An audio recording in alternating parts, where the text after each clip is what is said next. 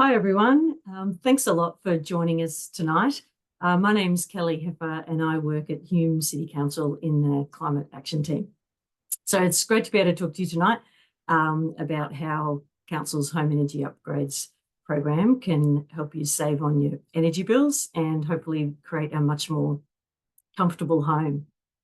So from the outset, I'd just like to acknowledge that I'm on the land of the Wurundjeri Wurrung people of the Eastern Kulin Nation, and on behalf of Hume City Council, I pay respects to elders past, present and emerging.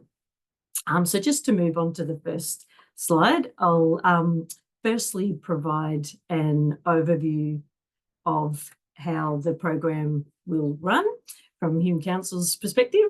Then we'll have Lloyd Heathfield from Yarra Energy Foundation, our project partner, who will talk through the main home energy efficiency opportunities and Yef's role in helping you create a more efficient, comfortable home.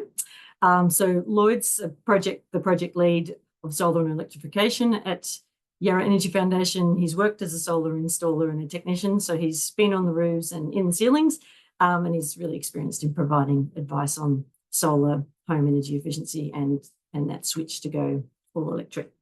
Then after Lloyd's presentation, we'll hear from Trent Jones, who's the founder and director of All Electric Homes, and they're the supplier who we've appointed for installing rooftop solar, reverse cycle air conditioners, heat pump hot water systems and induction cooktops for our program. Trent's been in the electrical field for more than 17 years, and he first started a company called Want a Sparky and then Want a Heat Pump, and he's since evolved his businesses to focus on full home electrification through all electric homes. And after Trent's presentation, we're managing to have a lucky door prize despite it being an online environment. So more about that in a moment. But after that, then we'll hand it over to you to have any questions. We've got staff here from Enviroflex too, Felicia, Mark and Nikki, who are the appointed supplier for installing ceiling, wall and underfloor insulation, as well as draft proofing.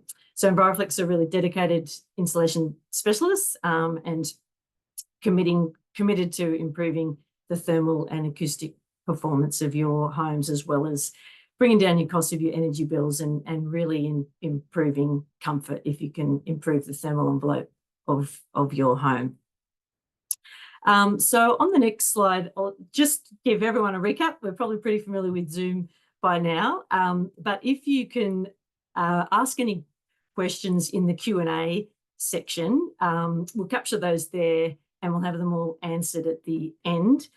You can use the chat feature if you have useful resources to share, or sometimes in these forums, people have some knowledge and links they'd like to share. You can use the chat for that. But if you keep the questions in one place in the Q&A section, we can make sure we get to that. This webinar is being recorded, and we will publish and circulate the link to the recording. It ends up being posted on Hume Council's YouTube channel and website. But do stick around because we've got a copy of the My Efficient Electric Homes handbook, which is a great little resource. Some of you might have heard of Tim Forsey, who's the founder of the Facebook group by the same name, which has now got over 130,000 members sharing really, really useful information. So if you want a chance to win that book and to put your Zoom skills to use, you can just send a chat message just to the hosts and panelists, not to everyone, with your name and address, and I'll put you in the draw and I'll announce that after Trent's talk. So that's a great little resource. If you're not lucky tonight, we've actually got copies of that book in Hume libraries as well, so you can always borrow a copy. And then on to the next slide, just about Council's context and commitment to this program. So I think many of us have been noticing the jump in our own bills, especially gas, over the past year. And we certainly hear that a lot from people in the Hume community. So the Council's been really keen to help ease cost of living pressures for residents.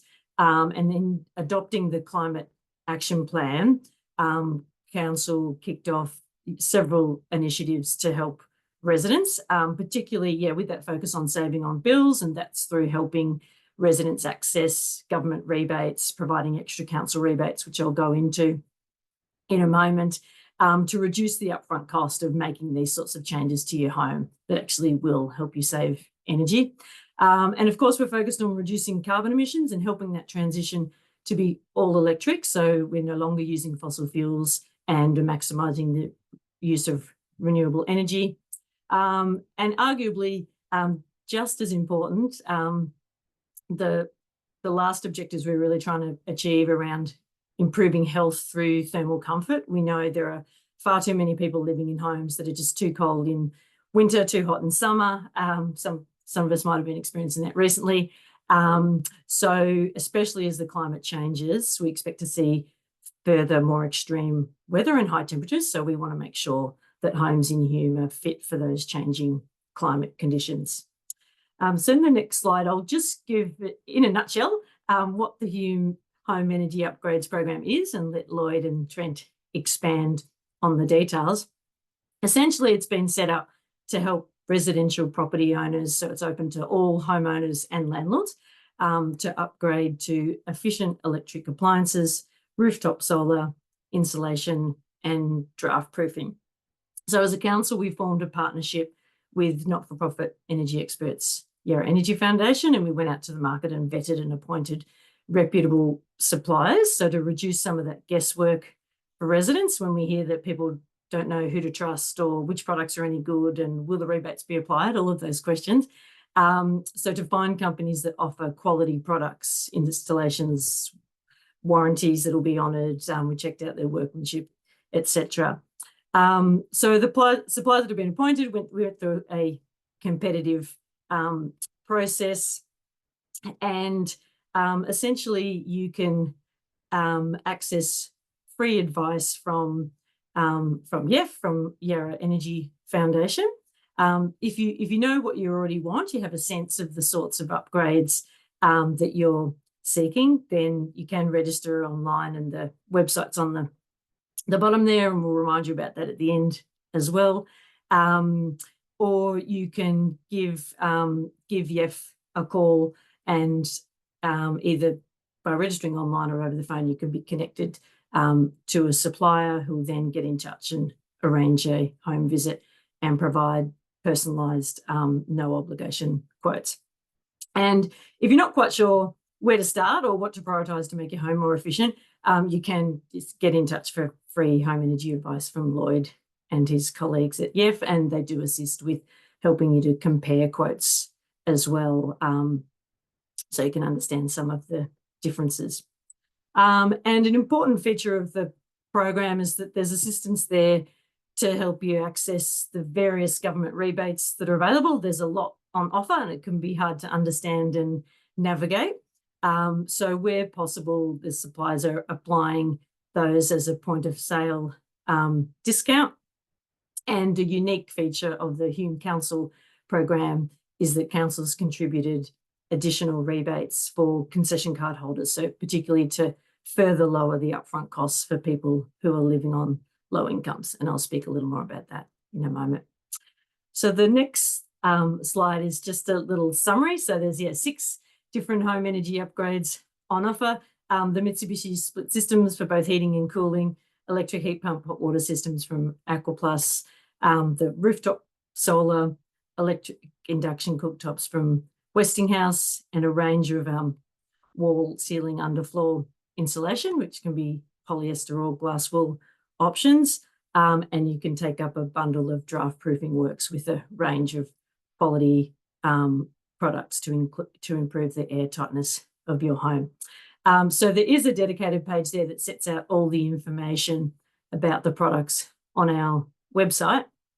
And as I mentioned, you get that personalised advice from the suppliers. So while there's the list of products and some base prices on our website, any of the quotes are developed that are specific to your needs, for example, around sizing hot water systems, working out how much insulation you need, heating and cooling systems, etc.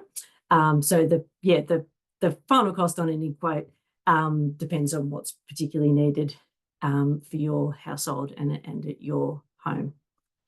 And the next slide to provide a little more context and detail about the Hume Council rebates. So these are targeted, as I mentioned, to concession card holders, and it's the usual means tested cards. So the pensioner concession card, healthcare card, and Veterans Affairs gold cards. So that discount is applied as a point of sale discount by a supplier if you seek to get a quote. So that's to take some of the work out of it for you and to not have to come up with additional funds up front and then recover the rebate from council. It's provided as an upfront discount on the quote. And there is the ability to take up multiple rebates of different types with one household. So you could have a rebate for if you wanted a new hot water system installation, solar, and up to 2 rebates for split systems in different rooms in your home. And also just to mention, we want to be able to assist tenants to live in homes that are more comfortable and with cheaper bills. And that's often very hard to do in a rental property. Tenants have limited ability to make changes. So where there's a long-term lease in place, we are applying the rebates. And yeah, this is to aim to provide some of those some of those benefits through to tenants and for that to have a lasting impact. So if you or you know someone who's a rental property owner or landlord, and they have or are willing to put in place at least a 5-year lease, then those rebates could be applied to the upgrades too. And I guess just a bit of encouragement, if any of you are tenants in Hume or you know other tenants, do let the rental property owner or manager know that they can improve the property through upgrades via our program. Every rental property has to have hot water, has to have heating and cooling. So if something's coming to the end of its life, they're welcome to obtain quotes through our program. And I've just included a little summary program, a summary table of the rebates, and the detail is on the website as well under the various products. But just to simply summarise, there's some fairly attractive rebates available up to $1,000 an upgrade for concession card holders. So yeah, worth considering if you're able to take that up. And last real slide from me is just to cross promote some other energy engagement that we're always doing in Hume. So keen to help residents find ways to save on their electricity and gas and water bills. So we're running these drop-in sessions with our next one next Wednesday in Craigieburn, where you can come along. There's a 4-hour window there. Bring your electricity, gas and water bills.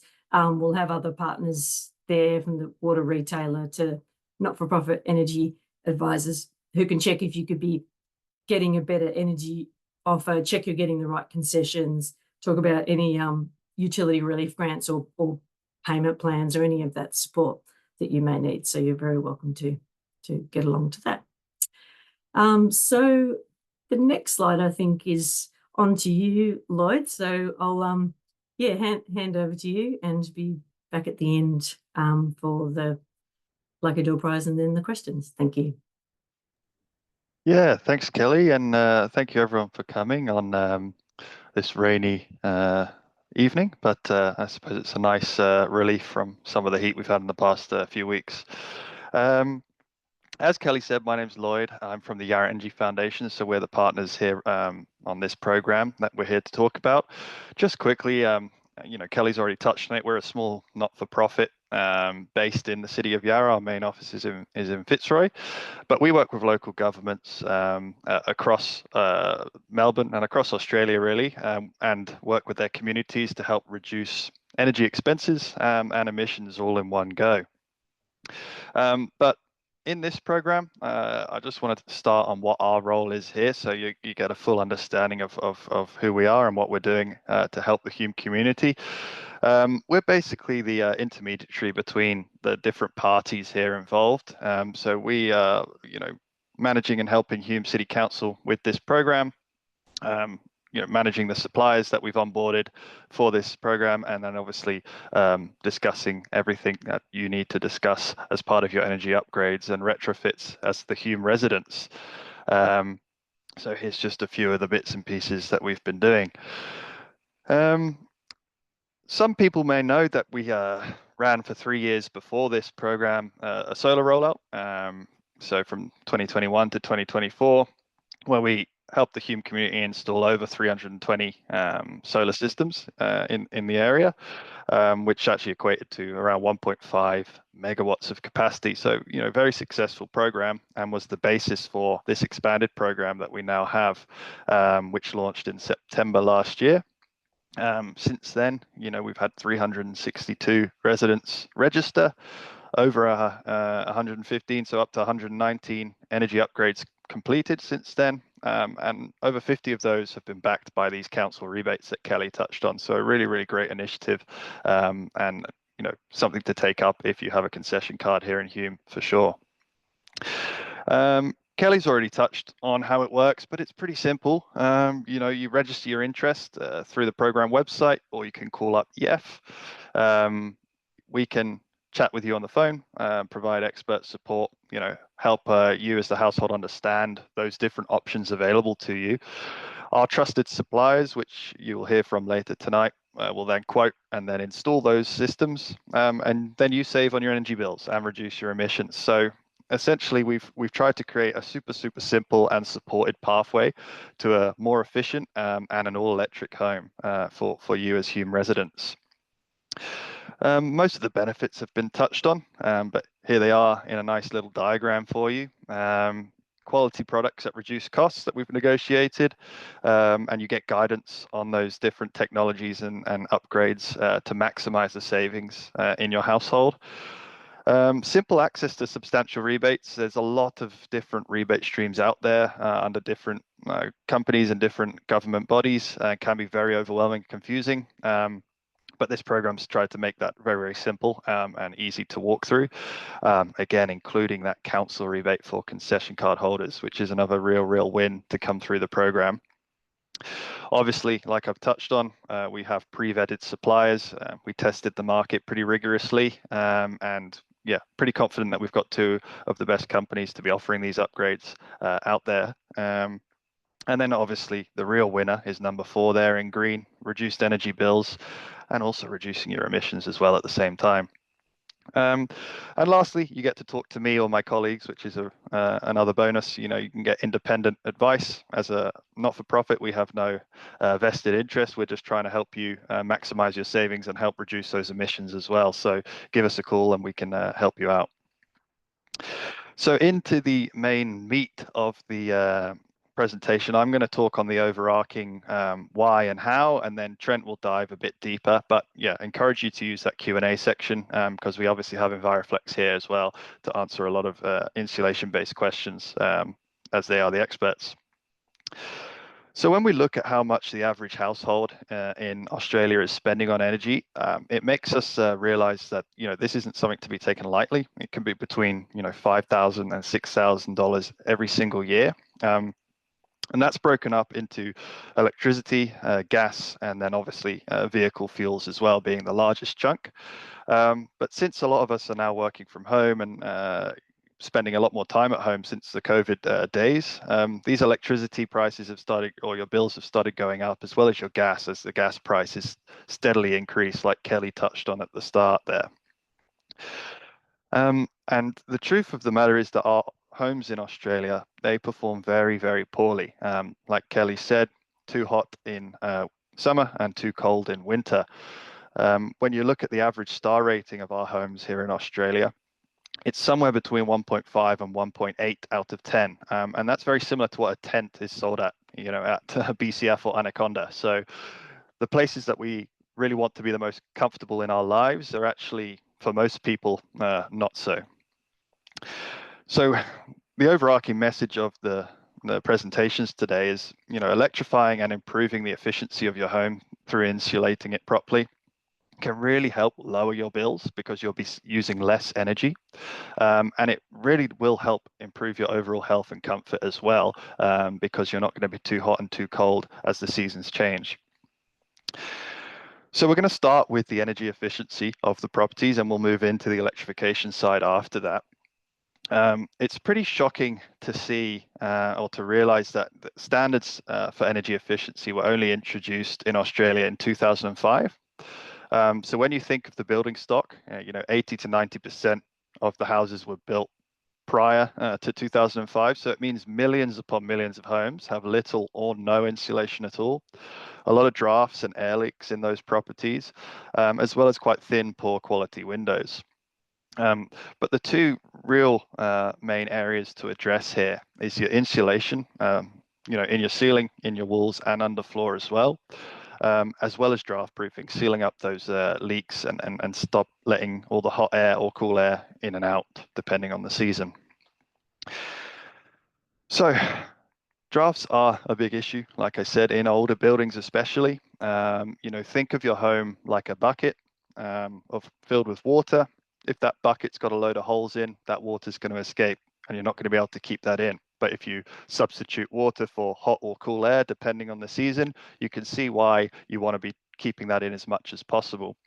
And these diagrams kind of just help visualize, where all this air is escaping from or entering the home. And surprise, surprise, it's usually where, there's gaps and fittings. So around doors, through floorboards, windows, chimneys, all these different places where the outside world is trying to get into your home.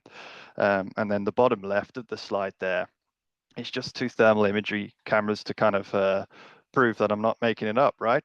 You can see at the bottom of the doorway on the right-hand side of the two images, everywhere around that red and orange is the warmer air, and underneath there's clearly a draft coming through, right? That blue air is showing the cold air coming in from outside. That means you're going to have to be ramping up the heating a bit more, spending more on your heating bills every year because there's a draft coming through that door. And you can see on the left-hand side of those photos, that chimney place is clearly a big entry point for that cold air as well. It's coming all the way down the chimney into your home, and again, making you ramp up the heating in the winter there. So the solution, surprise, surprise, is to seal up those holes in the bucket, right? To completely seal up the home and make it a more thermally insulated shell. So preventing that air from leaking in or out of your home. Like I said, makes you warmer in winter, cooler in summer, so you are spending less on those energy bills, your air conditioning and heating. It's also preventing a lot of smoke, dust, pollen, all these allergens that can enter the home, especially as Kelly touched on, as we're experiencing hotter and hotter summers and bushfires become more prevalent. Smoke is a big issue for a lot of people in a lot of areas, and help sealing that up can help, sealing your home up can help those things stop entering the home as well. You do have to be careful as well if you do have open or unflued gas heaters in the home, like wall gas heaters and things. If you fully seal up the home with one of those appliances inside, the leaky home might actually be saving your life because carbon monoxide and things can build up. So you do have to be careful and make sure you consult experts like Enviroflex here and try and get that replaced before you seal up the home completely. Another small benefit is that obviously quieter, where air can get in and out, so can noise. It can also increase your home's value, like any of these upgrades that we're talking about today. Everything that improves the energy rating of your home will essentially increase the value of that property as well at the end of the day. But definitely more importantly is insulation. So, I'm sure many of you, almost everyone knows what it is, but essentially a big blanket for your home, which slows or prevents the flow of heat. So in summer, it's blocking heat from entering your home and keeping that cool air inside. And in winter, it's the reverse. It's keeping the cool air out and all your heating hot air inside, which means it's very important in Victoria. everyone here will know as well as I do, in Victoria, we have very, very cold winters relatively and very hot summers. Our seasons change drastically as we go by, which makes insulation very, very important indeed. And a fully insulated home, this is the real win here, can reduce the cost of your heating and cooling bills by around 30 to 40%, which can be potentially $1,000 a year. So the return on investment for a lot of these jobs and insulation jobs can be very, very quick indeed if you get a proper job done, and it will save a lot of money on your heating and cooling bills. And of course, increased thermal comfort. You're in a healthier home. You're not getting freezing cold and wearing 4 hoodies in winter, or you're not sweating in summer. The thing with insulation as well, which I'm sure Enviroflex can touch on if there's any questions about it, is it is measured by its R value. The higher the R value, the better the thermal resistance. You want to be aiming in a house for around, R value of around 5. So that can be either topped up or completely existing can be taken out and then added a full new system, full new insulation bats in the ceiling there, or the walls as well. So here's a quick diagram just to show across the seasons the different the heat loss in winter and the heat gains in summer. As you can see, the ceiling's the real big ticket item there, up to 35%, either being lost or gained, depending on the season. So that's usually the biggest, most important item to tackle, and why ceiling insulation is the most well known, right? But we're also here to talk about wall insulation as well, and underfloor, because many people don't think about it, but you do lose or gain a lot of heat through the walls and through the floors as well. So that's why through this program, all available through Enviroflex, you can get access to ceiling, wall, and underfloor heating. So, ceiling insulation, usually the best value for money, because that's where you're going to be losing or gaining the most heat. It's a pretty shocking fact that about 83% of homes in Australia that have ceiling insulation that doesn't work as well as it could. So almost everyone in this call could probably do with a bit of a top up, to be perfectly honest. Unless you've just had it done, then well done. Also, do be careful about gaps. A lot of people will do insulation themselves, go to Bunnings, buy the bats, put it up, get it in the roof themselves. That's all fine, but you do have to be careful about small little gaps and making sure the job's done properly, because heat will find a way in or out. Tiny little gaps can make a really, really big difference in the overall efficiency of how well that insulation is working. Also through the program available is wall and underfloor heating, and wall insulation. Sorry, wall insulation used to be really, really expensive. You'd have to take off panels or weatherboards and install bats. But now with these new technologies, you can get this blow-in, as you can see this fella doing right here, and it just expands into the wall cavity, and then we'll fully insulate that cavity there, and you don't need to worry about heat coming in or out through the walls anymore. Underfloor, probably the least priority, unless you're on a house on stilts, then it can be very, very beneficial. Like I said here at the bottom, it's lower priority, but certainly helps, especially if you're in that raised house as well. So here's a few images to kind of just, again, show what I'm talking about here. So you can see in these thermal images where there's gaps or where insulation hasn't been installed. On the far left there, it's pretty clear that whoever did this insulation job, hasn't gone all the way into the eaves where the wall and the roof meet, and it gets very, very tight. That's quite common if you go with a poor quality installer. They won't bother to go fully around the house, and you can see, especially, that's right near a window. So one of the most important spots to be doing it right, but they just haven't completed the job. And then on the far right hand side, you can see there's a lot of gaps there, mainly along the joists of the house. You can see almost they follow that as a precise line. Again, the job hasn't been done to the best of the ability of the installer there. So now I'm going to move on to the electrification as well. I do really encourage a lot of questions about the insulation.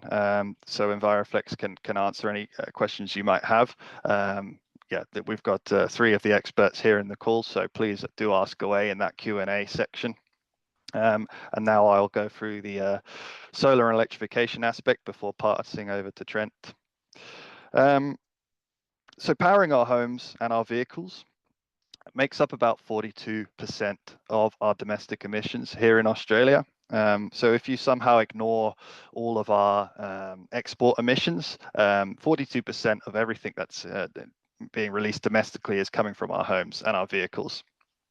So that's mainly coming from our cars, our space heating and cooling, and our water heating as well. They're the 3 really big ticket items. And like I showed at the start, that's costing the average Australian between 5 and 6 grand every single year. So, a lot of money.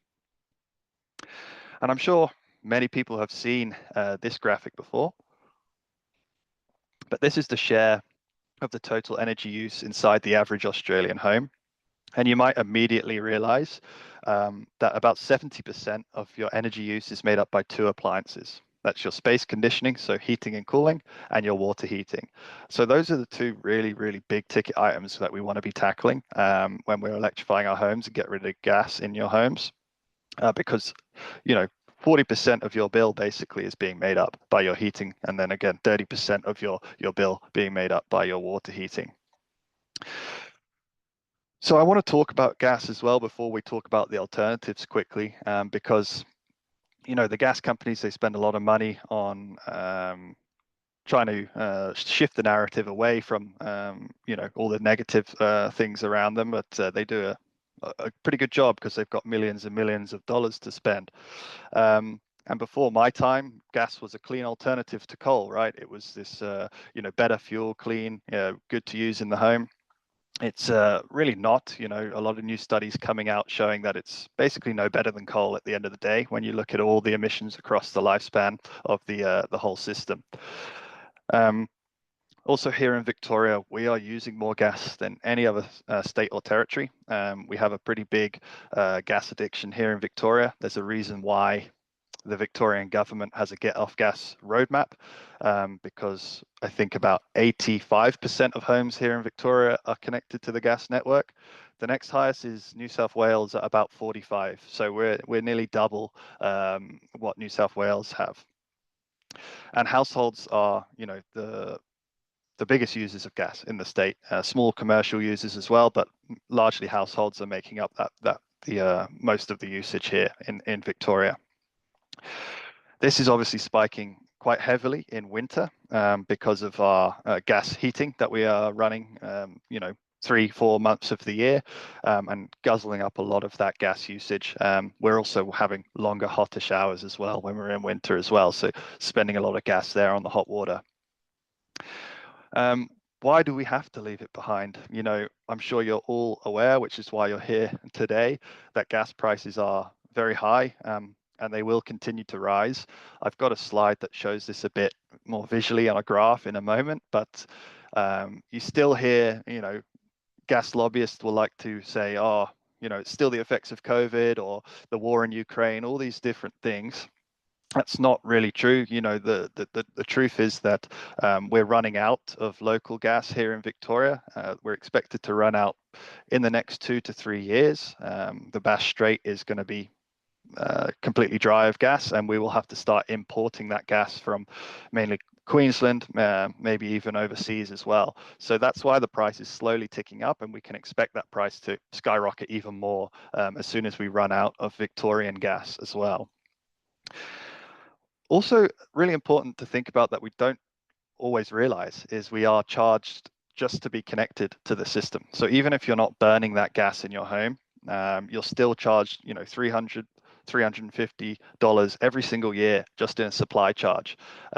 So the real win here from getting off gas, obviously you're not spending any money to run those appliances anymore, but you can close your gas account, remove your gas meter, and then you will never pay a gas bill ever again. You will never have to pay any supply charge ever again. So the savings really start to compound after that moment. Like I mentioned earlier, gas is a fossil fuel. Its emissions are contributing to the climate crisis. There's no ifs or buts about it. Plus, the new electric appliances that we're here to talk about are already here. They're already proven.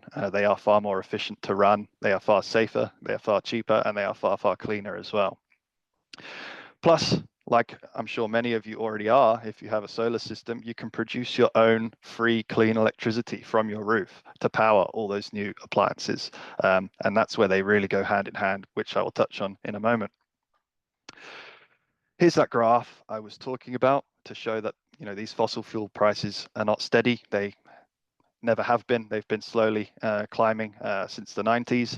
But what this graph is trying to show is that the savings from electrifying our homes continues to grow and compound every single year as gas goes up and up and up every single year. And here's a quick side-by-side again on those costs and emissions from a fossil fuel home next to the all-electric home. And when we talk about our all-electric home, this is what we're talking about on the right. Rooftop solar, potentially a battery, electric vehicle in the garage, reverse cycle air conditioners for your heating and cooling, hot water heat pump, and then induction cooking there as well. So a lot of these figures are obviously quite skewed by the petrol and diesel car versus the electric car. So this next slide will just show the savings from just solar and electrification. So this is recent modeling from last year by the SEC, so the State Electricity Commission. And this is converting the average detached dwelling here in Victoria from gas to all electric. You can see on the far left in orange the annual energy bill for a dual fuel home without solar. They were spending $4,390 every single year on their energy. And on the far right in green there, you can see after installing solar and electrifying, it went down to $1,650. So that's an annual saving of $2,740. And this is the average, right? Can be more, can be less, but a big 62% reduction there in your bills. And the SEC were kind enough to split that into the different appliances. So you can see the biggest chunk is obviously solar there. You're saving $1,335 every year on average from installing a solar system, followed by heating and cooling, then hot water, and then finally the cooktop.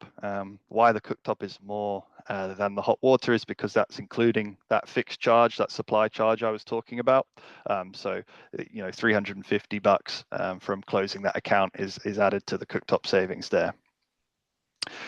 So I'll touch on solar quickly first. Obviously, that's the gateway drug to electrification. I'm sure half of us here probably have solar. If not, then listen up. This bit's for you quickly.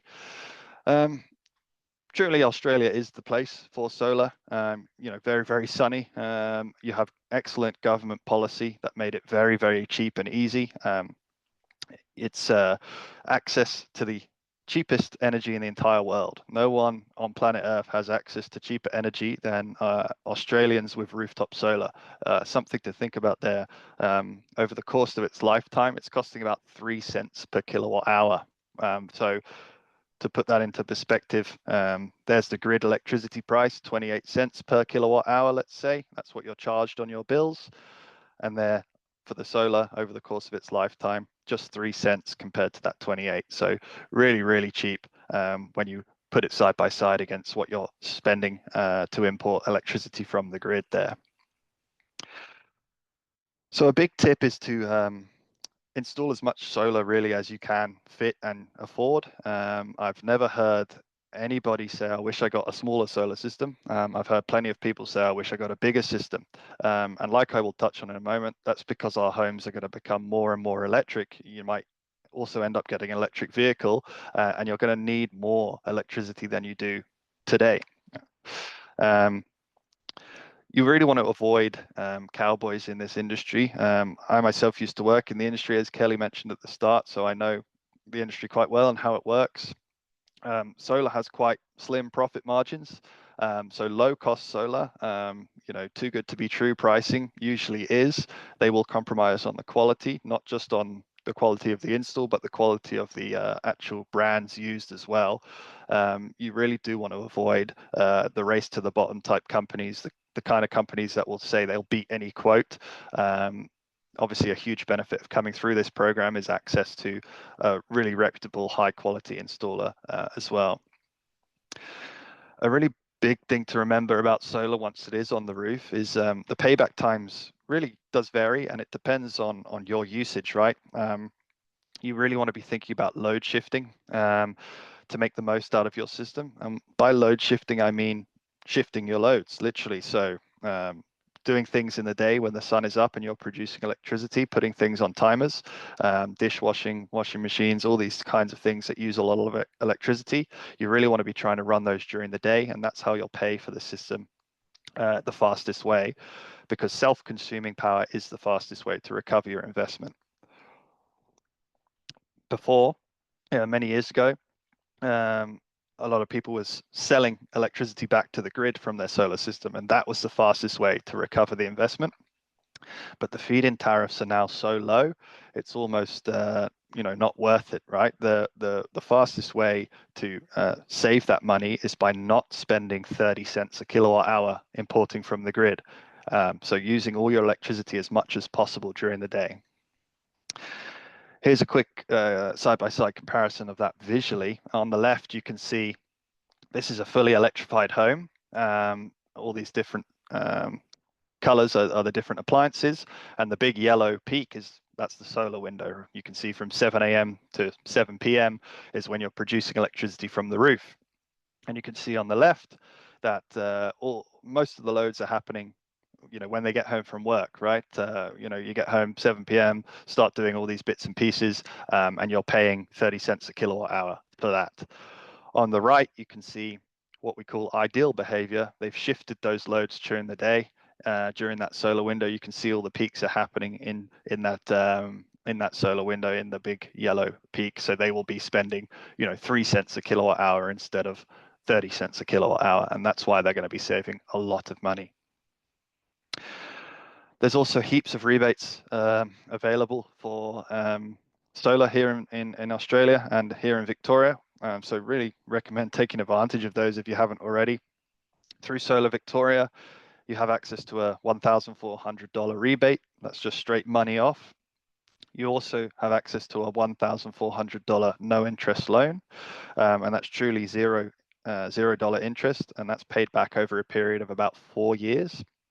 And almost always, the savings that you generate from having that system installed outweigh the repayments that you have to make. So it's almost a no-brainer to take that loan if you need it.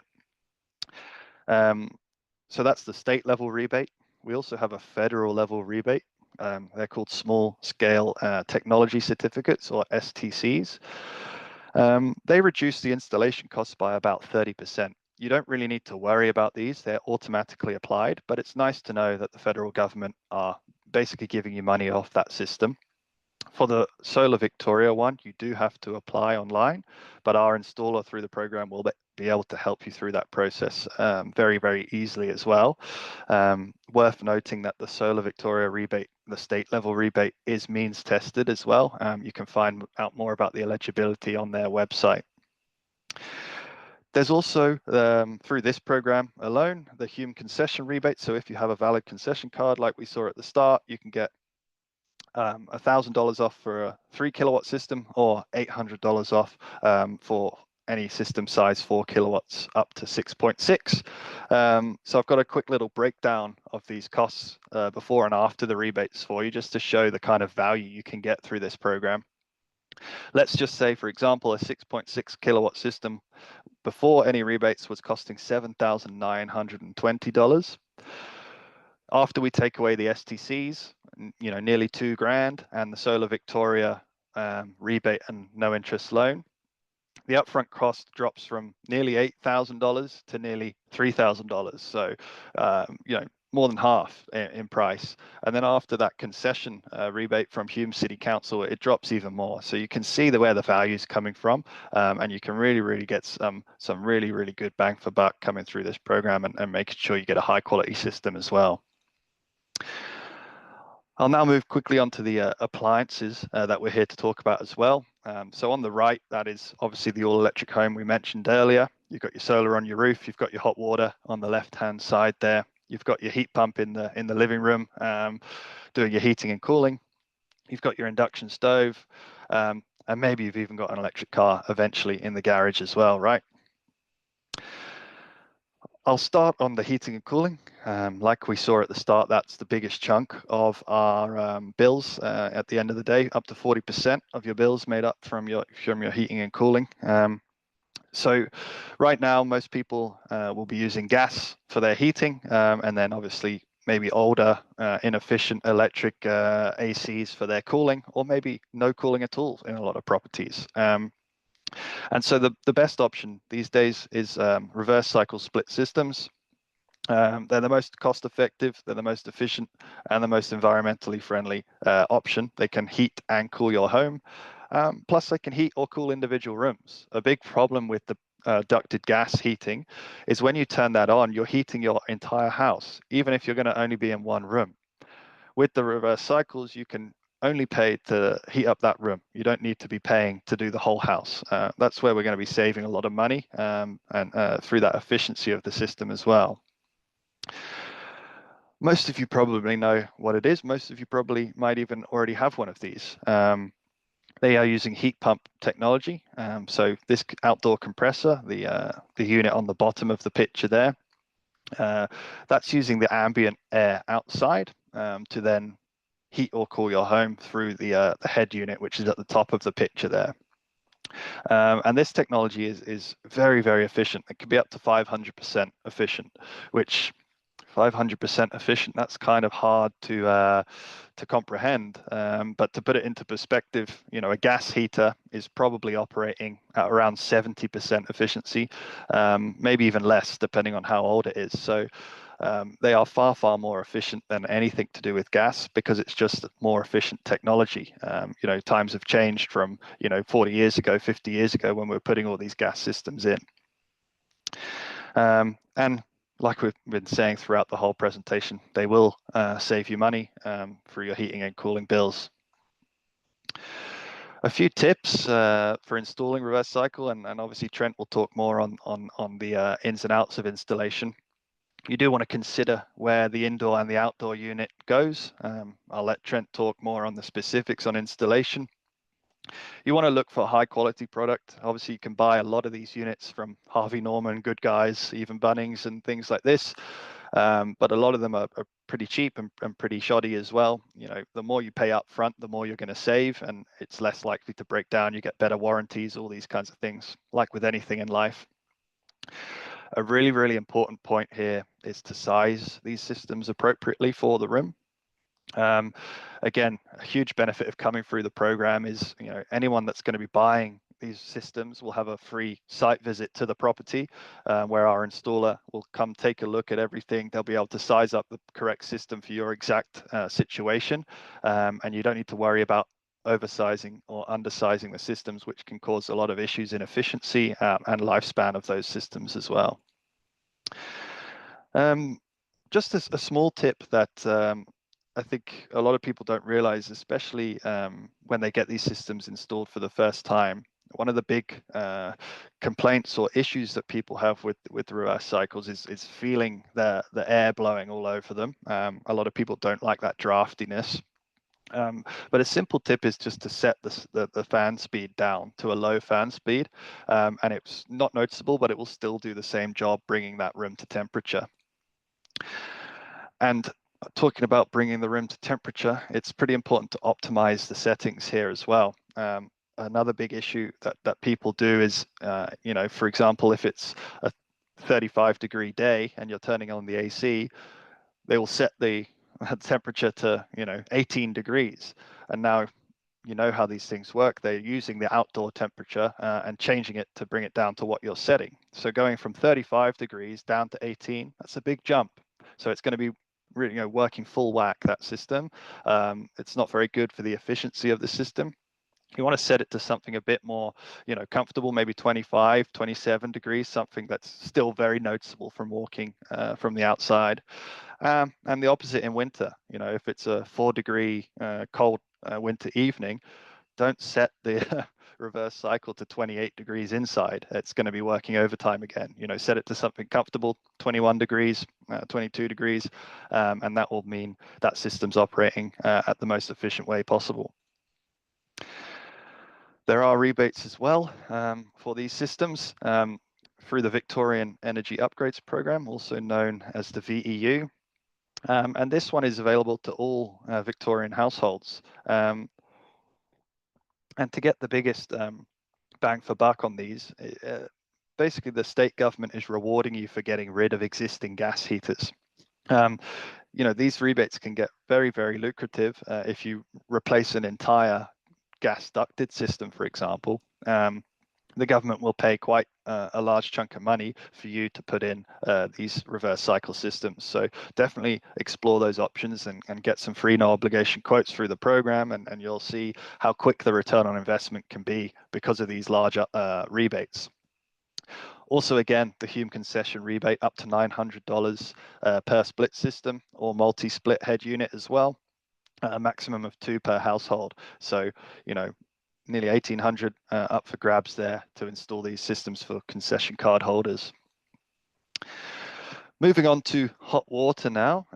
Again, like I said at the start, that's 30% of our bills in our households. And by far the best option these days for hot water is hot water heat pumps to replace those inefficient gas systems that a lot of us have. And even if you have an electric instant hot water unit, it's still worth exploring and replacing that with a heat pump because they are far, far more efficient. And I'll touch on that in a moment. It's the same technology as the reverse cycle split systems. These heat pumps are absorbing warmth from the outside air. They are then transferring that into the water instead of the air like the reverse cycles, and then they're storing that in the tank that you can see on the right. So this is the Aqua Plus, the example of what we have through the program. And again, Trent will probably touch more on the exact products there, but you can get split heat pump systems where the compressor unit is separate to the tank and the tank's just a storage tank. But where a lot of these brands are going now are these sleek all-in-one systems. And you can see up top is the compressor unit. You can see the grates for the fan, and underneath is the water tank there. And again, they can reach these same efficiencies that we touched on earlier. So, you know, very, very efficient and saving you a lot of energy, saving you a lot of money at the end of the day.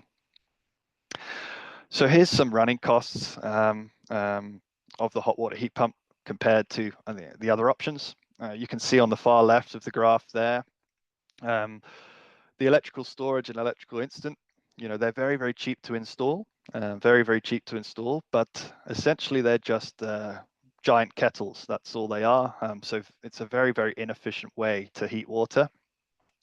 You've got your gas there in the middle of the graph, and I think I made this graph, you know, nearly 3 years ago now. So gas prices have shot up since then. You can see the comparison, you know, on the far right in orange, that's your hot water heat pump. So really saving you a lot of money every single year on your hot water bills.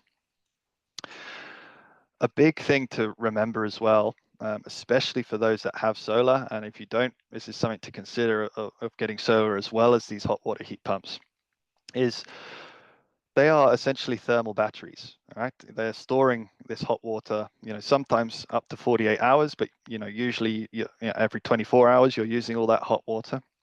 So you can turn on a timer. They all come preset with timers, and you can put this unit to heat up all your hot water at 12 p.m., 1 p.m., let's say, when the sun is nice and high and you're producing a lot of electricity from your solar system. You will heat up all your hot water. On a hot summer's day and the sun is shining, the unit will be on for maybe 45 minutes, and that will be your hot water for the next 24 hours. And it's basically free hot water. You're storing all that energy, and you haven't paid a cent for it because you've used your solar system to do it. Quickly run through the few tips for the hot water. Again, like with anything you're buying, you want to be selecting a good brand here. Reclaim and Sandon, if you're familiar with these names, they're the really high-end products. They are quite expensive. They're the split systems I was mentioning where the compressor and the tank are separate. Then, the mid tier are usually where most people are getting things, Aquatech, Aqua Plus, Apricus, Enviroflow, these kinds of brands you want to be looking for. Anything that's super cheap, too good to be true, free hot water heat pumps, you want to run the other way. There are a lot of really cheap, shoddy options out there. They will break down. They don't have good warranties. You will have to end up replacing it in 3, 4, 5 years time anyway. Pay a bit more upfront. You'll save more money through the efficiency of the system, and you'll have more peace of mind on the warranty and the quality of that system as well. Again, sizing appropriately is very important. Again, another huge benefit of coming through the program is, our supplier knows these systems like the back of their hand. They'll be able to tell you exactly what size you need, depending on your family size. And like I touched on, if you have solar power, you get free hot water, basically. Turn that thing on a timer to turn on in the middle of the day. If you don't have solar yet, you can still use the timer to your advantage, setting it to an off-peak tariff when your electricity is the cheapest, and use that time to heat up all your hot water instead of any peak time where you're paying more for electricity. Now, the rebates for hot water, there are a lot. So really recommend taking advantage of all of these while they're around. Those STCs are here again for us, the same that I mentioned for the solar power. Again, you don't need to worry too much about it. Automatically applied as a point of sale discount. Again, the VEU, or the Victorian Energy Upgrades Program, if you replace your existing hot water system, i.e. an old inefficient gas system or an old inefficient electric system, they'll pay you between $600 and $700 depending on your size and what fuel your existing unit is using. Solar Victoria, again, this one is the one you do have to pay a bit more attention to because you have to put in an application, same like with the solar system. It's the same means tested eligibility that you can find online, but essentially you get $1,000 off the upfront cost of the system there. And again, Hume concession rebate is here for the hot water units as well, up to $150 off the upfront cost of the system. So all in all, you can be getting up to $2.5 grand off the total cost of a brand new hot water heat pump. So again, I recommend you come through the program, get some quotes on these systems, and you'll be quite shocked at how much that cost is dropping from the initial price. After all the rebates, it's coming down quite substantially. I'll quickly flick through induction. I know Trent's busting at the seams to come and talk to you guys, so I'll go through the induction and then we'll be nearly there. And when we talk about electric cooking, we're not talking about electric cookers you found in youth hostels like 20 years ago, which took 45 minutes to do anything. They're super modern, efficient, safe, and super fast induction cooking. And essentially they're wasting no energy, right? If you think of a gas cooker, when you're stood and you have your pot there, you're seeing and feeling all that flame and heat coming up around the side of the pan, right? With the induction cookers, the pan itself actually becomes the heating element. So all that energy is going straight from the magnets underneath the glass into the pan and heating the pan directly. It's not wasting any energy in the middle there, which is why they are much faster and much more efficient. So here's a few benefits of the induction cooking. Like I said, only the pan's heated. There's no wasted energy. So you're getting about 85% efficiency compared to around 30% for your gas stove. Far faster. A lot of people don't believe it until they try it themselves, but they will boil water twice as fast as a gas system. After this, you can go on YouTube if you like and just search gas versus induction water boil test. There's plenty of videos to prove what I'm saying there.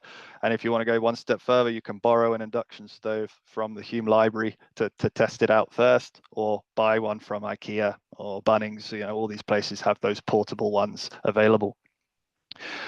A real big one that is converting a lot of people these days is the health benefits of switching to induction. With the other gas appliances, the gas heating and the gas hot water, that's not burning directly in your home. The gas stove is, and you're stood directly above it when you're cooking, especially if you're cooking a stew or something that takes a long, long time. You could be stood over this thing for an hour, maybe more. And that's a fossil fuel, that's a toxic gas that you're burning inside your home. And so a lot of studies are now showing, there's a 20% increased chance of asthma in young children if there's a gas stove in the property. Mums are replacing these things like hotcakes at the moment when all these studies are coming out, because these children especially have much smaller lung capacity, so they get affected much more by these toxic gases that are inside the property. A few other benefits as well. Immediate response, you can just lower and raise the temperature as quickly as you need to. They're far, far safer. You can turn an induction on and you can put your hand on it and you won't feel any heat. That's simply because your hand isn't magnetic. The pot will have to be, or the material has to be magnetic for it to heat up. So if you have young children, or in my case, young housemates that run around, put their hands on things, they're not going to get burnt when they're putting their hands up on a stove. And probably the biggest benefit is super easy to clean. There's no baked on grease and grime onto the grates that you get on these gas stoves. A couple of sprays of the surface spray, a quick wipe, and you're done. You can have your feet up in front of the TV. So here's a quick few tips that I'll run through for the induction. Like with anything, especially in your kitchen, you want to consider your size, your layout, your kitchen aesthetic. How many burners do you need? Is your current system a bit overkill? You don't need that many burners, or do you always wish you had that one extra, right? Again, consider, your aesthetic. What colors are your drawers? What color are your things? What type of control functions you might want. If you want timers, these things are all an option with induction cooking. And a real big one, like I mentioned, it has to be magnetic. So, test your pots and pans. Think stainless steel, cast iron, all these types of material. If you're in doubt whether it will work, grab a fridge magnet off the fridge, stick it to the bottom of the pan. If it sticks, it will work with induction. So if you are buying new pots and pans and you're not quite ready to make the swap to induction, just make sure that it's a stainless steel or a cast iron or induction friendly pan, and you'll be ready to go when that time does come. Also, of course, it's usually the last appliance to go, so don't forget to cap that gas line, close your account, and save on that $350 every single year. So thanks for listening for so long. I'm nearly at the end. We've got a few more slides to run through, and I'll pass to Trent. But I hope you're picking up what I'm dropping here is these appliances will save you money, and they will reduce your emissions, and that's all through increased efficiency. And obviously, we touched on the insulation at the start as well. That's making your home more efficient as well, so that will save you money. And that's the key word, obviously, is efficiency there, and that's largely because electric machines are wasting less energy, and largely because you're using those machines less when you fully insulate the home as well. So for each appliance we just spoke on, I'm just going to quickly flick through these to show a bit more visually, because up till now it's just been text and words, but this will hopefully paint a bit more of a picture of where the savings coming from. So for each appliance, I'm going to show the average yearly energy use. So this is how much energy every single year that appliance will be using in kilowatt hours. That's what we're charged on our bills every month or quarter. And then the following slide will be the lifetime running costs of those appliances. So we'll start with the water heater. You can see the gas water heater on the left. And then the hot water heat pump, what we talked about, is on the right. And you can see it's using a quarter of the energy to do the same job, right? That's pretty important to remember. It's the same job. You're turning on your tap, you're getting hot water. You're turning on your shower, you're getting hot water, but you're using a quarter of the energy to do that. So here's the lifetime running costs. And again, this study's from, I think, 2020, maybe 2019 even. So that gas price is probably even, way beyond the $4,000 mark at this point. And you can see the electric heat pump using solar at the bottom, $400 lifetime. That's 10-year appliance lifetime, $400 for your hot water. That's pretty impressive. Here's the same for space heating. You've got your wood fire for a bit of context there. gas heater's only just behind the wood fire for the efficiency and how much energy it's using. Again, a quarter of the energy on the far right to do the same job with a heat pump. Again, there's those lifetime running costs. And again, that gas heating's probably up more 5,500 with the current gas prices. You can see even when using the grid, it's more than half, less than half the cost, and even cheaper when using solar there. Here's the same for stovetops, about a third of the energy for induction. And there's the lifetime running costs. So not quite as big as the other two, but like I said, it's usually the last to go. And then you can close that gas account and save from the supply charge as well. And I will now think I'll finish there, and I'll pass to Trent, and we will hear more on the supplier side of the program, and then we'll open it up to questions. So thanks very much for listening, and I'll be around to answer any questions you might have afterwards.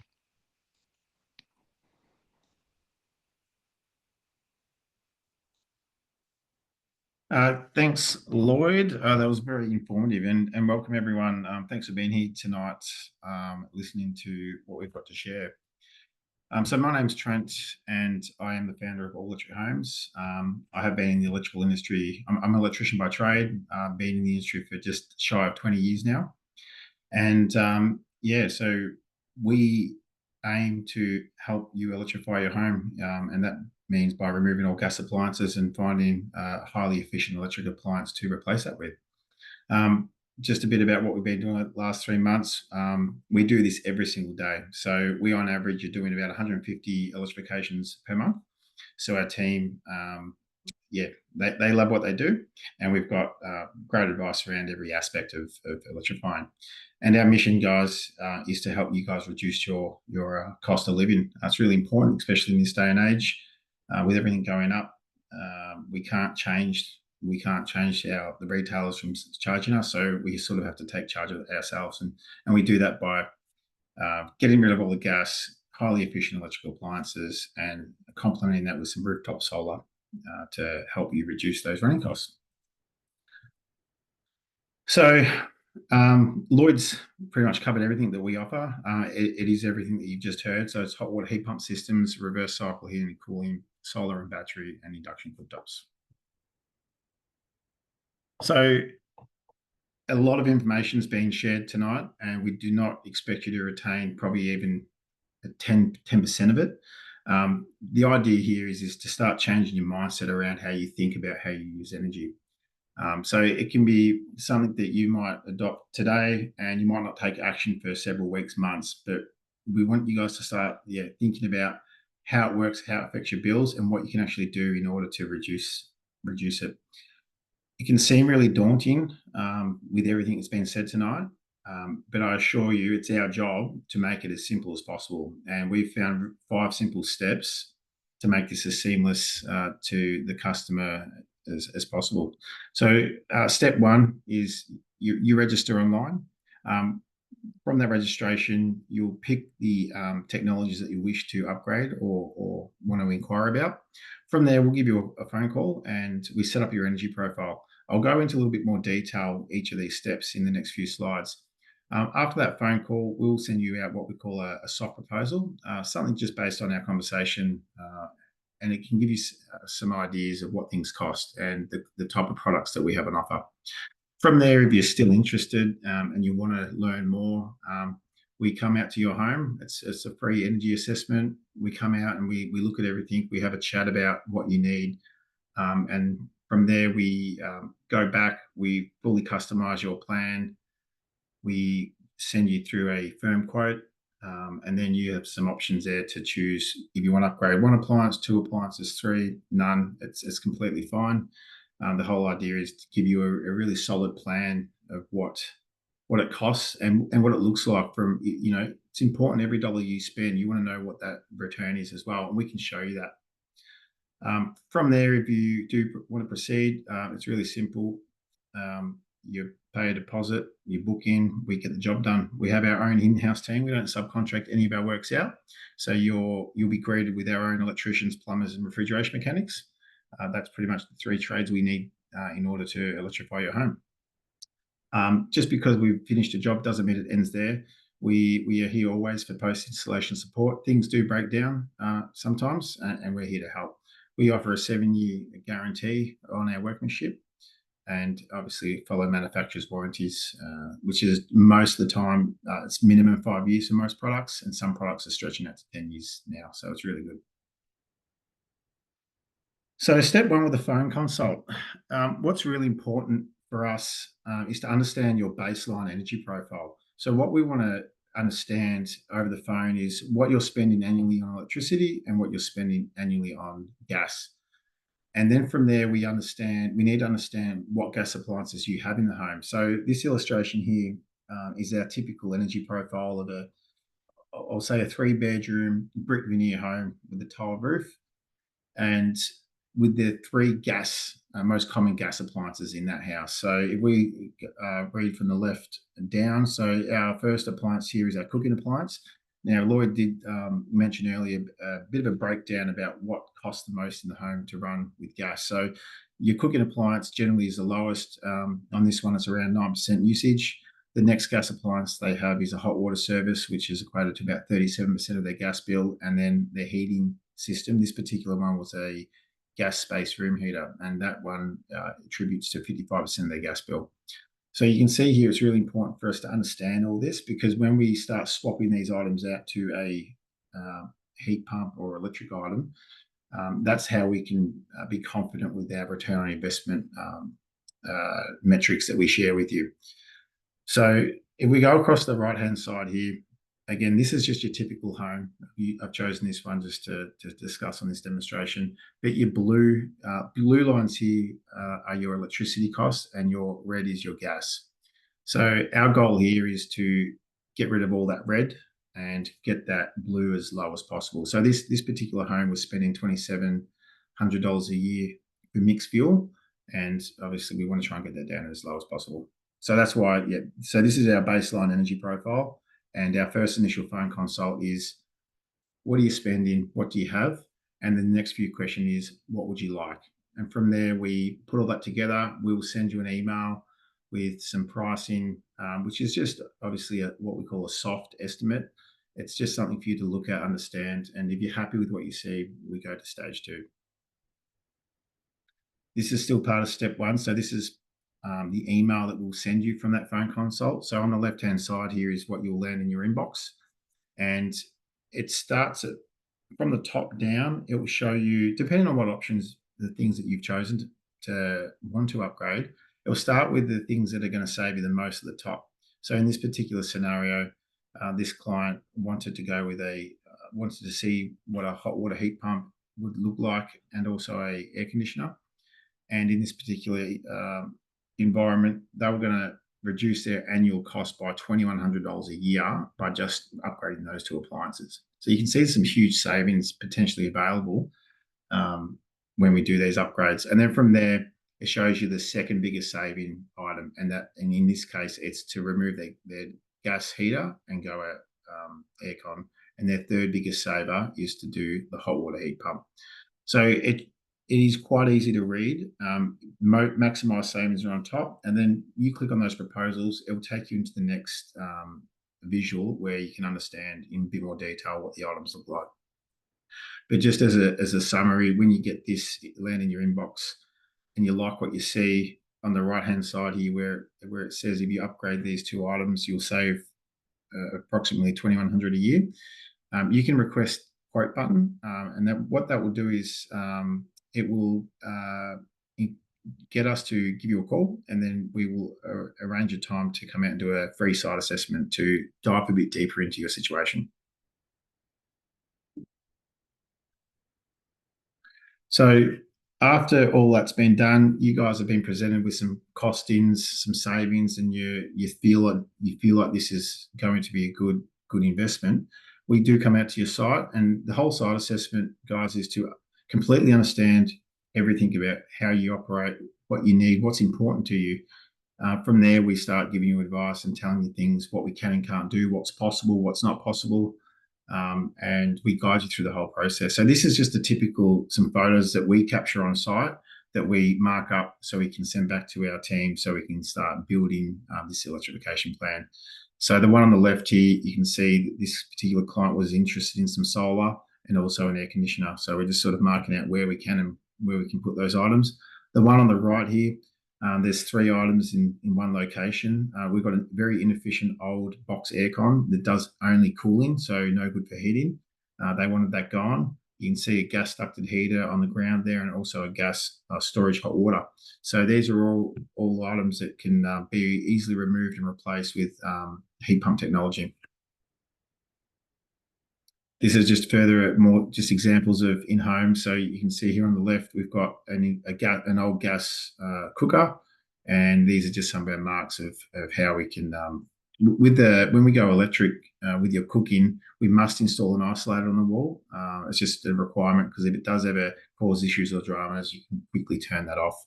Sometimes if we can, we'll put them on the splashback, but generally if it's stone, we don't like to cut it, so we'll put it somewhere where there's plaster. And then on the right side, again, it's just an example of us speccing out where we can put an air conditioner. Some more complex heating and cooling homes. There's options for everything, guys. We can go ducted systems, multi-head splits. This particular scenario here was a combination. So we did a multi-head split the back half of the house. It made sense. And then we just did a couple of single head split systems down at the front of the house there. So anything's possible, guys. We just got to come up with a great plan and strategically working with the rebates as well. So that's really important. Lloyd did mention earlier that there are a lot of rebates out there and they aren't black and white. It's not your job to try to navigate that. That's our job. So we will look at what you've got in your home and we will tell you what's going to maximize the rebates in order to get the best bang for your buck. So after the site visit, we'll go back. Obviously, we take down everything that we've spoken about, what's important to you, what you need, and we'll lay out all the options in a firm price. So with this next stage of pricing, it's fixed. There is no changes to it. We're not going to tap you on the shoulder and go, hey, we forgot about this. If we're coming to your home and we're going to spend that time with you, we're going to be confident that there's no change.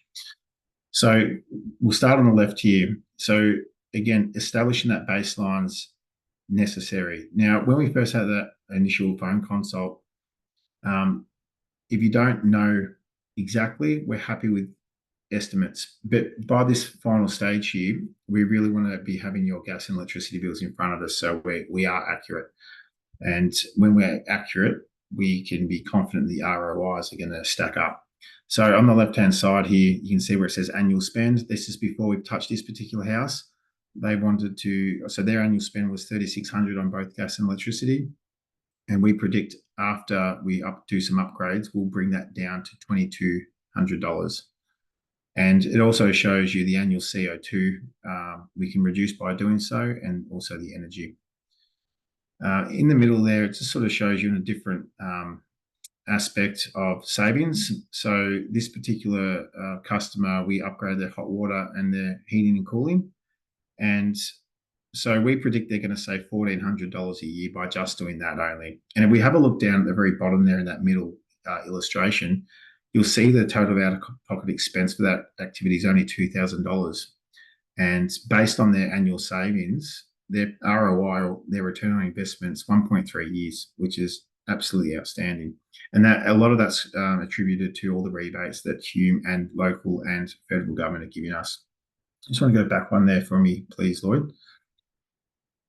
Now, if you like everything you see, when you do get our second or firm quote, if you do want to proceed, it's just a simple hit the accept and sign button, and that will get us into the next stage of getting ready for delivery and installation.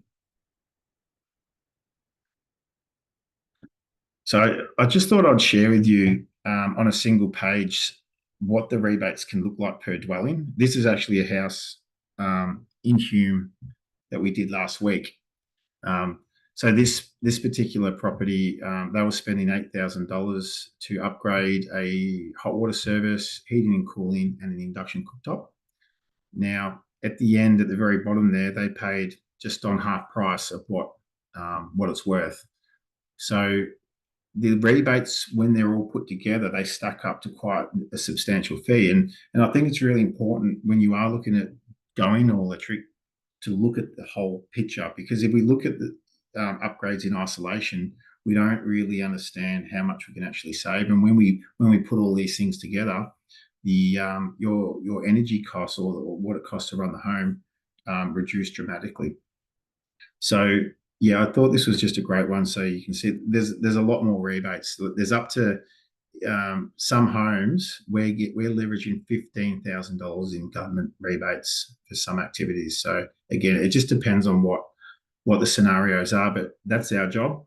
And you might look at all these and go, this is a bit crazy, because there is about 3 or 4 different areas where we got to get these rebates. And the great news is for you guys is that we give you all this at point of sale.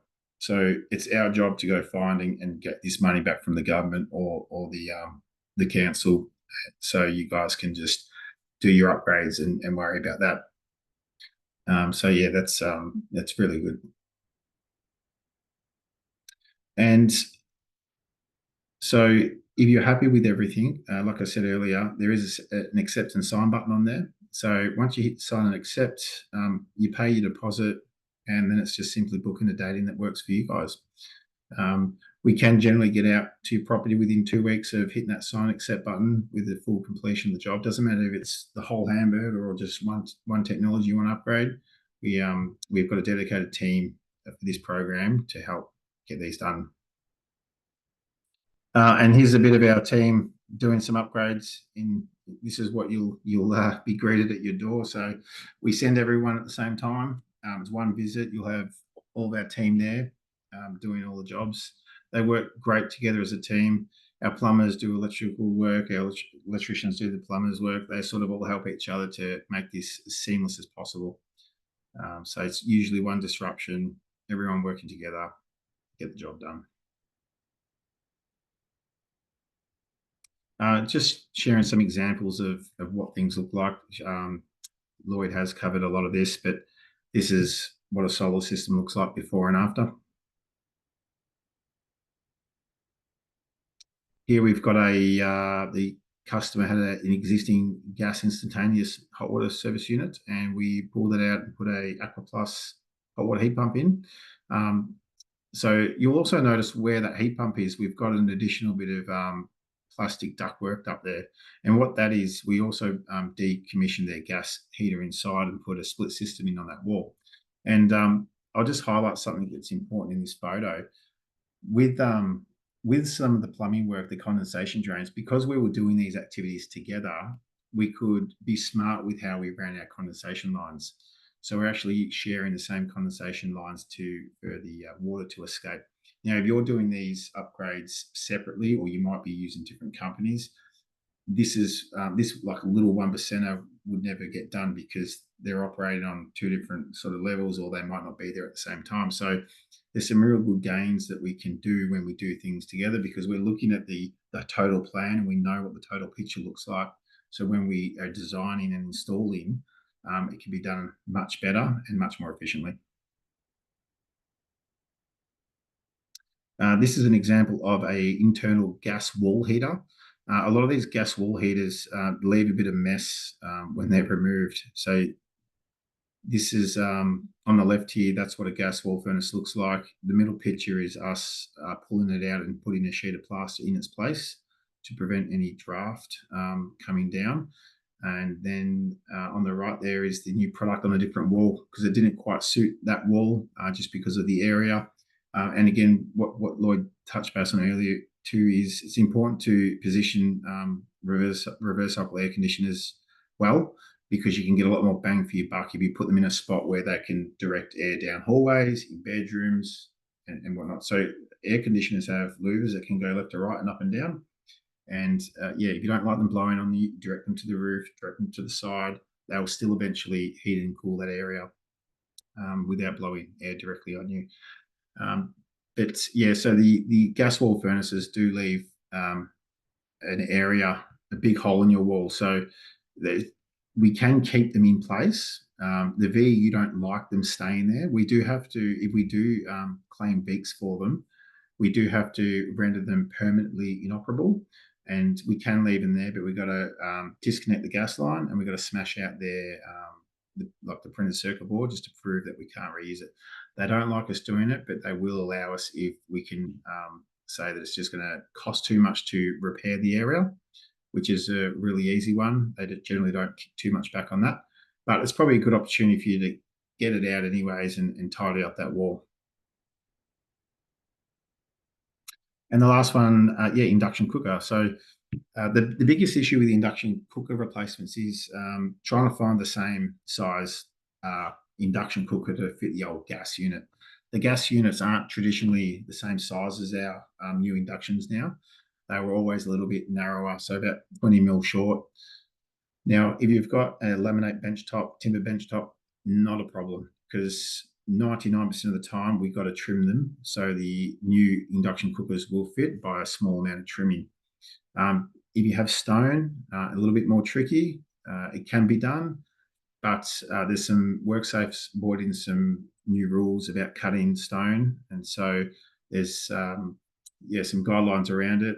They pretty much license certain companies to do so. It can be done. If your stone benchtop does need trimming, you're paying additional about $750 to get a stonemason out to do it properly. If anyone's charging you less than that, they're probably not doing it as per work and health safety regulations, so just be mindful. And last step of this process, guys, is once the install is done, there most likely will be some paperwork you'll need to sign just for claiming all these government rebates. Now, we do all of them for you. So even Solar Victoria will start the process for you. We'll put all the information that you don't need to put in, and you'll just be notified when required to either sign a document. You might have to add a little bit of information in somewhere, but it's our job to collect all this for you and give it to you in one bundle. So it is very simple. And once that's all finished, we've got all the signatures done. We'll send you an invoice. All the certs will go with it that you need for the to hold with the home for insurance purposes. And like I said earlier, all our work is backed by a 7-year workmanship warranty along with the manufacturer's warranty. And I think that's me done, Lloyd. So thank you, and I'll pass back over to Kelly. Thanks very much, Trent, and thanks, Lloyd, for your presentation. We've also got Felicia and Mark from Enviroflex to field any questions too. But firstly, just to announce a winner for the book, and I'll put that in the mail. Sophia from Craigavon. I'll send out the My Efficient Electric Home book to you.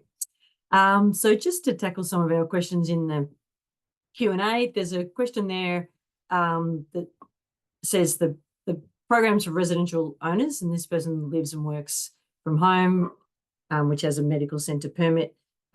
Does that exclude her from the program? And I can probably respond to that one. As long as the premises is your home, and there are many people who have home businesses, then you could come through our home energy upgrades program and get that kind of domestic scale quotes as has been described tonight. So I hope that assists you there. There's an insulation question for Mark or Felicia. So how long does insulation last? This person says, mine was installed before I moved in 20 years ago. Does it need replacing? Yeah, sorry, good evening, everyone, too. Very good question. The good rule of thumb to work on is generally every 10 years it should probably be checked. It really depends on the type of insulation. If it is over 20 years old, more than likely that it has deteriorated. And on top of the deterioration, it is most likely also not sufficient to the current values that are sort of best practice. So if you want to bring up the rating, the star rating of your house, it's generally good to at least get it inspected and see if it's up to the current standards. So it can either be removed, particularly if it's foil insulation, because it is an electrical hazard, so it needs to be removed in that case. If it is loose fill or bats, they do tend to deteriorate over time. So there's two options there. If it is in good, reasonable condition, there's an opportunity potentially to overlay more insulation on top of it, increasing your resistance value, your R value, which will improve the comfort of your home. And the other option is if it's not in good condition or it's been contaminated in some way, so for example, particularly rodents, things like that, we tend to go in, clean it up, at an additional cost. Unfortunately, it's probably about roughly another 50% in terms of its cost on top of the install thereabouts. So it's not necessarily an easy process, but it is generally overall, in some cases, better. But we don't use it if we don't need to. So there's a couple of options there. But generally, yes, it will probably need to be either replaced or topped up at least if it's 20 years old, because it's before the standards sort of for insulation in Australia started to come up. And not only that, obviously, it's before 2008. Which was the home insulation scheme, which even then a lot of it wasn't installed correctly at the time anyway. So the chances of it not being correctly done is very, very high. So I hope that answers your question. Thanks, Mark. Kelly, I have this thing. So in 2002, insulation became mandatory, but when it did become mandatory, it would have been R15, R2 kind of stuff. It was really, really lightweight. So, and even 8 years ago, when I came to Enviroflex, R4 was considered way out there, and now it's considered the minimum. So it's completely progressing. So even if you have some insulation in your home, the likelihood is it probably needs to be topped up. Now, us as a company being Integris, we don't necessarily recommend removal.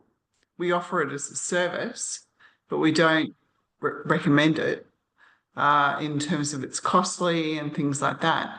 And we can lay over the top of it and build up your insulation. So you're our value. Terrific. Thanks for that, Felicia. And there's another question which I'll send Mark and Felicia's way as well. So Gavin, with a 1905 house with 3 chimneys, they're all open to the atmosphere, but they never use them. What's the easiest way to seal them, please? Well, fortunately, we have got some chimney draft stopper products that are very, very suitable for this sort of thing. So there's a couple of options. We can easily shove one of these. We cut them to size. We shove them up the chimney itself. They're much better than the old balloons. I don't know if anybody's ever heard of the old balloons that people used to shove up the chimneys. They tend to deteriorate with time, whereas we have a proper draft proofing solution. And if you want to really go down the whole road, you can sort of seal them up, plaster them, or use melamine or whatever material you'd like to over it as well. There's an option. It's not necessary, and I don't necessarily think it looks very good unless you're going to actually properly decommission the whole chimney and fireplace. In that case, you probably want it bricked up or to look at more aesthetically. But no, it's quite a little bit of skill to it, but otherwise it's not a particularly hard thing to do. So there are definitely options on there to be able to easily block those up, and a very, very good idea because the chimneys are very large in terms of their leakage size. Very, very big contributors to the draft proofing piece. So getting them done, will get you a long way on that sort of draft proofing, those draft proofing measures and improving your air tightness in the home. Terrific. Thank you for that. Trent, one for you about the positioning of a solar system. So does solar have to go on the roof of a house? Could it go on a structure in the backyard? Yeah, absolutely. Yeah, if the structure's sound and stable, like a shed or a garage, not a problem. So if you don't, some roofs are quite complex, or they might have big tree shade in them. So we'll obviously look at ways where we can put them on other structures.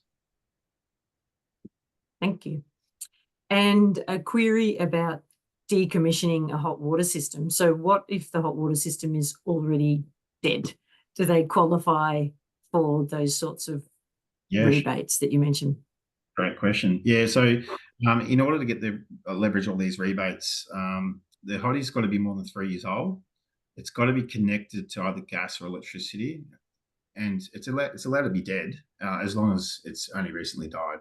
So if it's still connected to the source, how it was connected, so gas or electricity, 3 years old, you're fine.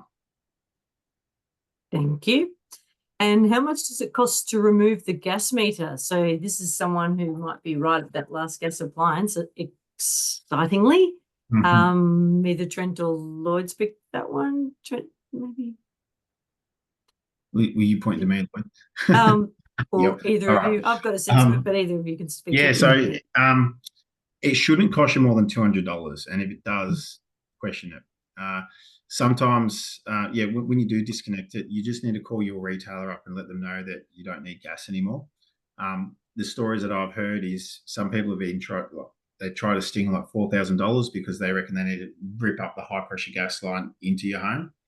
And then there's some stories of $180, and then there's some stories that they've just stopped billing them but never took their gas meter away. So yeah, don't pay them more than $200, and just ask the question. Yeah, I'll hop in as well, and yeah, Trent's exactly right. And it used to be the Wild West for people replacing these things, and there was no legislation. But they actually did bring out legislation to cap what they could charge because gas companies were running raught with it. They know which direction the wind is blowing. These gas companies, they know they're on the way out, so they will squeeze that sponge for every last drop. So as Trent said, if it's thousands of dollars, definitely question that and start to look elsewhere because it shouldn't be more than a couple hundred. Thank you. And just a couple of questions left. We're a little over 8, but people are still with us, which is great. How much is the rough out-of-pocket cost for installing a 6.6 kilowatt solar and a solar water pump even? So not covered tonight, but someone particularly interested in that, I think, as distinct from a hot water heat pump perhaps, or maybe they do mean a hot water heat pump. And reverse cycle heating and cooling if you don't have the Hume concession rebates. So let's suppose it's like the average system size 6.6. I think they do actually mean the hot water heat pump, and let's say an average size split system, just to give a rule of thumb. I know these things are very customizable and we do have our prices on our website, but Trent, maybe if you want to give a bit of a guide on that. 2 seconds, because I've got a proposal up that's very similar to that. So just give me a second. I'll pull up those details for you. Yep. So this is without Hume discounts, right? Yes. Yeah. But let's assume most people in Hume are eligible for. Yeah, sure. Well, I can tell you both. So just so I understand, so it's solar, hot water heat pump, and heating and cooling. Is that what? Let's say one split system. Yep. Yep. Great. So before rebates, something of that size, I'm looking at a 6.6 kilowatt system, a hot water heat pump, and one 7 kilowatt split system in the home. You'd be expected to pay before rebates around $16,000 for that upgrade. Now, if you were in Hume and got everything, it will reduce it down to, don't fall off your chair, but it will reduce it down to $5,700 if you were eligible under the concession card holder for Hume. If you weren't a concession card holder, add back $2,000 to that. So thank you. Yeah, $7,000 somewhere. The rough numbers. So it's still even if you're not a concession card holder, guys, you're going from 16 grand down to 7. So you're still saving a substantial amount. The Victorian, state, federal, local governments are giving. Thank you for that. That's very useful guide. And I think we have. Sorry. Oh, sorry. But Kelly, can I add though? Can I add something super important, guys? The best thing you can do for your home is actually create a secured thermal envelope. And if you do that, then you'll maximize all the offerings that Trent is putting to you. So, any RCAC that you put in will actually work effectively.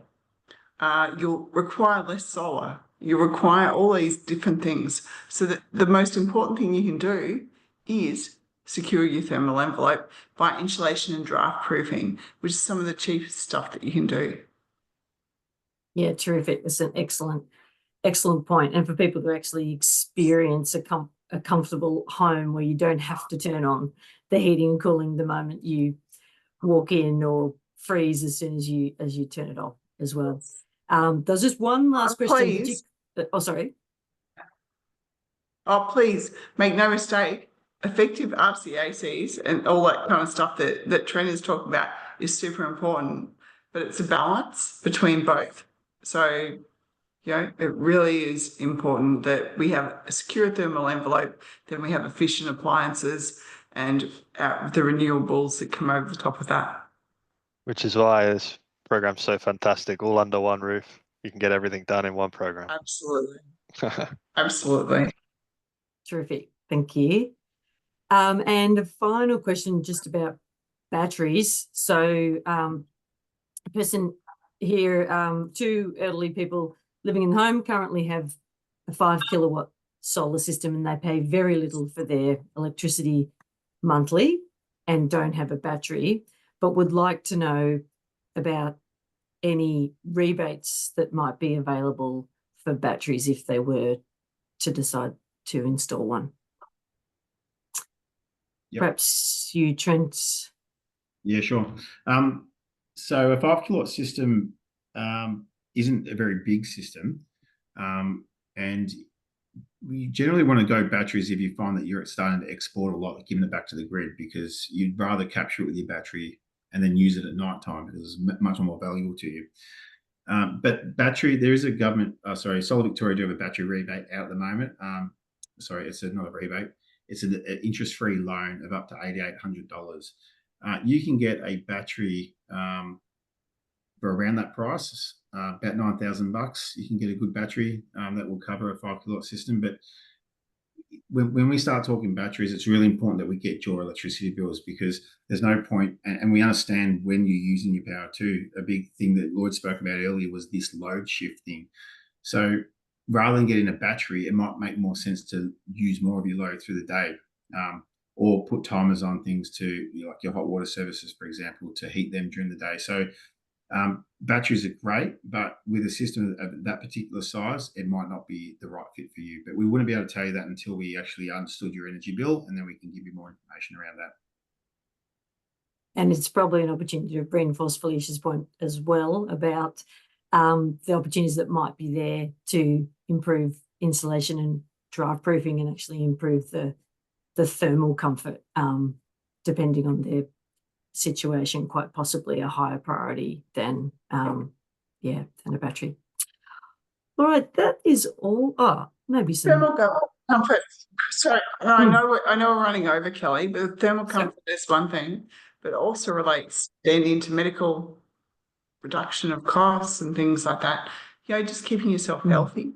We have people in Australia who die from changes in the climate, and both hot and cold, and it can't be underestimated. Yeah, definitely. Especially older people or people with existing health conditions. It's a very material issue. And one last question that was added, which we can always make time for, to an opportunity to re-emphasise a point made earlier, but asking, do you need to decommission gas central heating before you get government rebates for reverse cycle systems? So Trent, because I know there's different systems there where there's some rebate available. It doesn't necessarily just have to be central heating. Yeah, so yes, the simple short answer is yes. If you want that VEEC rebate, which some of them up to $3,000-$4,000, the government is simply asking you to surrender that item. You can't resell them. We have to destroy them. They prefer us to remove them and put them into an e-waste recycling facility. But on special circumstances, we can leave them on site. Just on that one, I'll just share with everyone here. A lot of our site visits, we do cover, like the most common heaters here in Victoria are gas ducted systems, right? Now, people think that we need to replace them with a fully refrigerated ducted system, and 8 times out of 10, it's not the case, because we're so used to pushing one button and having our whole house turn on the heat. Now, like this week alone, I visited probably about 15 homes, and a lot of people don't use half their house anymore. And so they're still coming home, they're whacking this ducted heater on. Every room's getting heated. They're not zoned because a lot of the systems are 10 plus years old. We weren't zoning these systems back then. So it's a behavioural thing. They're just used to it. And now if we just changed the mindset a little bit. And we can get away with two reverse cycle aircons in most homes these days. We strategically place them. We don't need one in every single room. We don't need a big ducted system. So just those are some things to consider about letting go. This one customer, she said to me, Trent, I am so angry the government's forcing me to get rid of my gas heater. I just love it. And I said, I understand. That's what you're used to. That's what you love. Well, we don't want to change that. But I said, why are we here talking about reverse cycle aircons? And she's like, well, I don't want to pay another gas bill for winter like I did last year. And she just said so she was so focused on gas is good and all that sort of stuff. And that's fine. Like, people can have that belief, but at the end of the day, she knew it was going to cost less than half this coming winter now if we did that replacement. So it was just a huge aha moment for her, and she just put that to bed and just adopted the new technology. Thank you. That's brought us to the end of our questions. So if anyone would like that personalised advice and to register for the program, just go to the website humeenergyupgrades.org.au or pick up the phone number there to Yarra Energy Foundation. I'll send a follow-up survey, and we also always want to know what you would like more of from council to assist you to create a more energy efficient home. But thank you a lot for your time, and thanks a lot to everyone here on the call tonight. Trent, Lloyd, Felicia, Mark, and Nikki. And with that, we'll Oh, actually, we might even have one last question. Oh, just a thanks. Okay, thanks. Thanks, everyone. Good night. See you guys. Cheers. Bye.